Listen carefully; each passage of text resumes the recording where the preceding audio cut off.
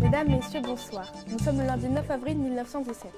Dans ce journal, nous reviendrons largement sur le début de l'offensive menée dans le nord de la France, à Vimy. Nous essaierons de vous expliquer l'enjeu de cette journée. Mais pour cela, nous retrouvons Chloé. Chloé, vous êtes en direct dans le nord de la France, à la fin d'une longue journée.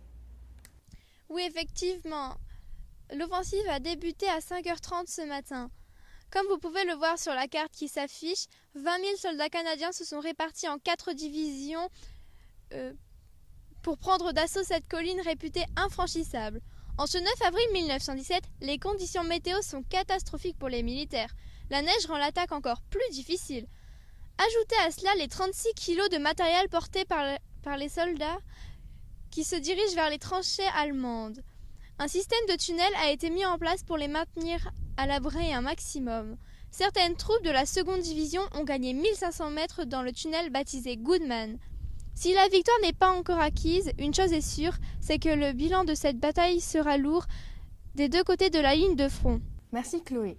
Du côté des représentants politiques, Sir Arthur Currie a mené une conférence de presse à côté de cette colline que personne ne connaissait ce matin encore. Que pouvez-vous nous dire sur les préparatifs de l'offensive ?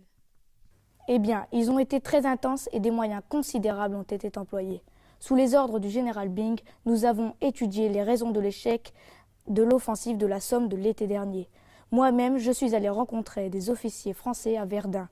Nous avons essayé d'en tirer des leçons. Ainsi, nous nous sommes refusés à utiliser l'infanterie de manière traditionnelle, c'est-à-dire par vagues successives. Grâce à de nombreuses vues aériennes, nous avons pu reconstituer au mieux les positions allemandes. Pendant des semaines sur cette réplique, chaque unité a répété son rôle jusqu'à ce que chaque homme connaisse par cœur le terrain, son objectif et les positions. Je vous le répète encore, nos hommes doivent s'entraîner, des hommes bien entraînés, une artillerie puissante et une logistique irréprochable, voilà la clé du succès. D'ici quelques heures, la colline de Vimy sera canadienne et je peux vous assurer qu'au Canada, ce jour ne sera jamais oublié. Vous le voyez, TV-Canada met tout en œuvre pour vous informer. Nos reporters sont au cœur de l'action, même si ce n'est pas toujours facile de recueillir l'information. Comme nous l'a confirmé cet après-midi, Michel Moutot, envoyé spécial depuis de nombreuses années. Il faut savoir que selon un dicton assez connu, la première victime de la guerre, c'est d'abord la vérité. Vous allez avoir affaire à des belligérants qui ne vont reculer devant aucun mensonge s'ils pensent que ça va soutenir et renforcer leur cause. Vous allez avoir affaire à des civils, des réfugiés qui vont être extrêmement traumatisés, pour qui la vérité est une valeur assez relative. Donc il va falloir faire un tri. Hein, c'est très compliqué. J'ai tendance à dire que vous allez garder dans ce que vous allez pouvoir rapporter uniquement ce dont vous pouvez vous assurer. Et c'est une toute petite partie de ce qu'on va vous raconter. Donc vous allez aussi privilégier ce que vous allez pouvoir vérifier de vos propres yeux et garder tout le reste en tentant ultérieurement de le confirmer. Mais la première chose à faire, c'est que tout le monde vous ment tout le temps, pratiquement.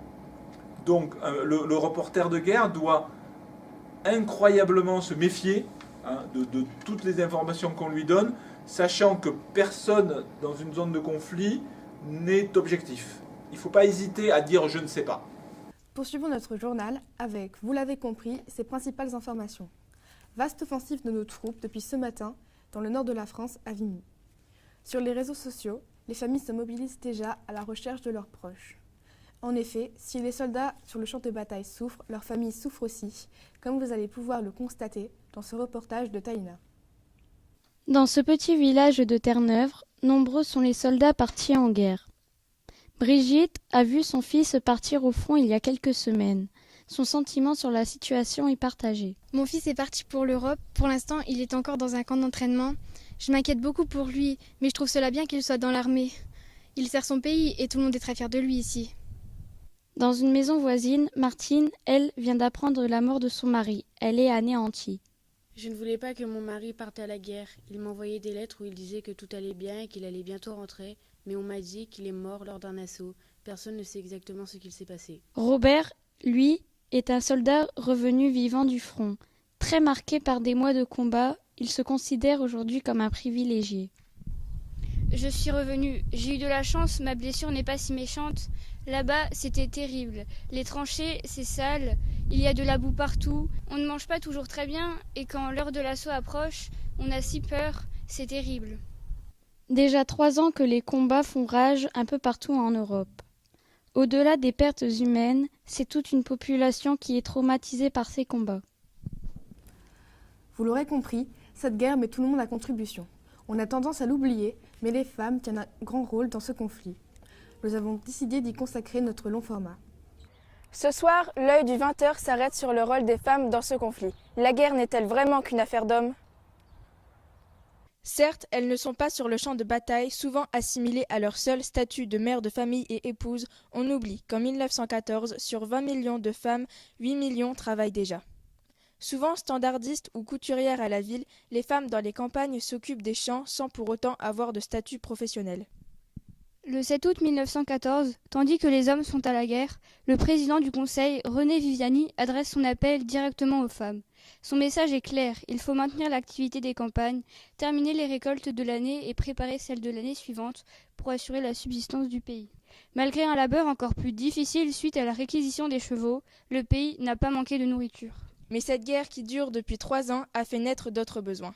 Les femmes ont rejoint les hôpitaux pour soigner les blessés. Elles seraient aujourd'hui près de 100 000 infirmières ou auxiliaires, dont 70 000 bénévoles animés par une véritable passion hospitalière.